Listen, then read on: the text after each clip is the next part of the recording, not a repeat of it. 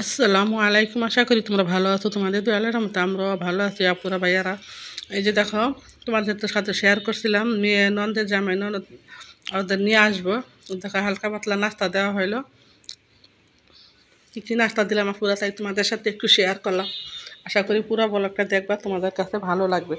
আজকে আমাদের নতুন মেহমানদের জন্য কি কি রান্না করা হয়।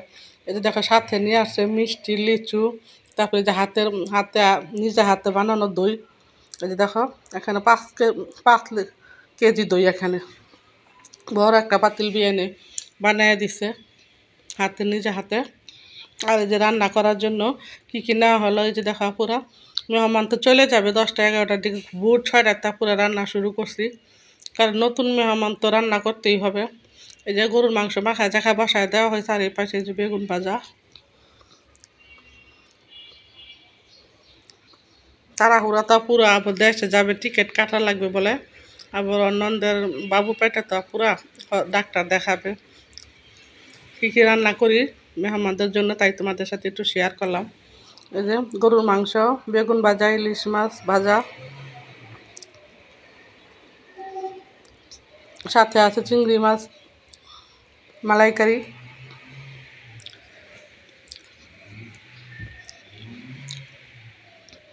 তাহলে আপুর আমার পাশেই থাকো, দেখতে থাকো।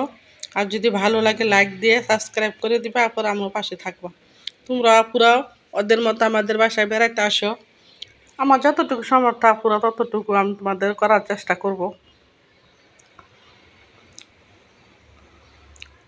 মাংসটা পুরাকে মাখায় চাখায় বসায় দেওয়া হয়েছে, কারণ বললাম না পুরো ভোর 6টাতে রান্না শুরু করছে। এই যে চিংড়ির মালাইকারিটা এখন বসায় দিতেছে। পেঁয়াজ কাঁচামরিচ মনে করো ব্লেন্ডার করে নেওয়া হলো।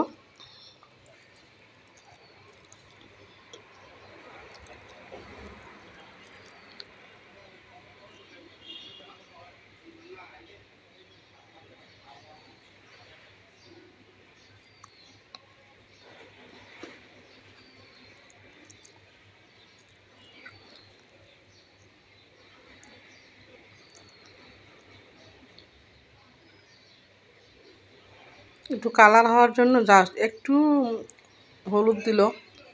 চিংড়ির তো হলুদ দিয়া পুরো একটু কালার দিলে সমস্যা নেই। এই যে দেখো,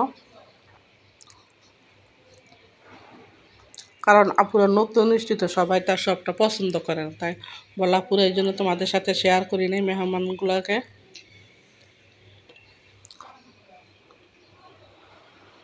আর দেবর, ননাসের জামাই, ওর হাজব্যান্ড। এই যে দেখো মেয়ে আবার চিংড়ির মালাইকারিটা রান্না করে নিল। কেমন হয়েছে আপুরা কমেন্টস করে বলবা। আমাদের আজকের ব্লগটা পুরোটাই দেখবে, তোমাদের কাছে ভালো লাগবে। এদিকে যে মুরগি ভাজা হইতেছে রোস্টের জন্য। আর দেখো তোমার ভাইয়া, যে আমাদের যে নিচের দোকানদার দেশে গেছিলো, ওইখান থেকে 7 কেজি পুরা রাজা হাঁসটা নিয়ে আসছে। বললো এটা কী করি, এটা আমি এখন কোপানো শুরু করব। তোমাদের সাথে শেয়ার করি না পুরা, কেমন দেখা যায় না বলো তো পুরা। মেয়ে এদিকে রান্না করতেছে, আমি যে হাঁসের মাংসটা কোবাই দিলাম। ছেলের বউ যে এখন বাইসা নিতেছে, তো লুমটুম আছে, এটা সেটা আছে। হাঁসের মাংস তো বুঝই তো। আজকে যে হাঁসের মাংস রান্না করব।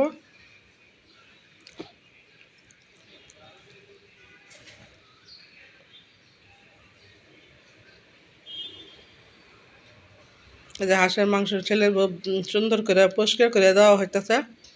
অর্ধেক নিব রান্না করতে, আর অর্ধেক রেখে দিবা, পুরো আরেকদিন তোমাদের সাথে শেয়ার করব। আর এই প্রেশার কুকারে দিয়ে দেওয়া হলো পুরো হাঁসের মাংসটা, কারণ চলে যাবে তো তাড়াহুড়া। এত সকালবেলা উঠছি, তারপর পুরো সারতে পারি না দেখো। আর আমাদের কাজের আপাতত এখন আসে নাই আপুরা। ওই যে দেখো খাইতে দিছি, এখানটা চুলায় রান্না। পোলাও কিন্তু রান্না করছি আপু, তোমাদের সাথে শেয়ার করতে পারলাম না। যে এখন খাওয়া দাওয়া করে চলে যাবো। আজকের মতো এই পর্যন্ত, আল্লাহ হাফেজ।